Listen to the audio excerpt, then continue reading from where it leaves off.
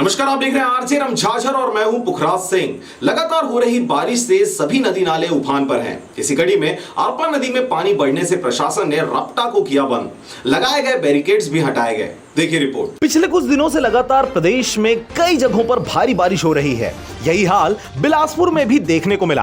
कुछ दिनों से लगातार बारिश हो रही है, लिहाजा नदी नाले उफान पर हैं। बारिश ने लोगों का जीना दुश्वार कर रखा है। आम जनजीवन भी अस्त व्यस्त हो चला है। भारी बारिश के प्रकोप से बिलासपुर के अरपा नदी उफान पर है, जिससे सनिचरी पुल के ऊपर अरपा नदी का पानी जा पहुंचा है और लोग लगातार इस पुल से आना जाना कर रहे थे, जिससे लोगों के लिए खतरा बना हुआ था। प्रशासन ने इसे ध्यान में रखते हुए बैरिकेड्स लगाकर पुल से आवागमन बंद करा दिया है। साथ ही लोगों से दूसरे रास्ते का उपयोग करने की अपील भी की गई है। बिलासपुर से रविंद्र टंडन की रिपोर्ट, आरजे रमझाझर।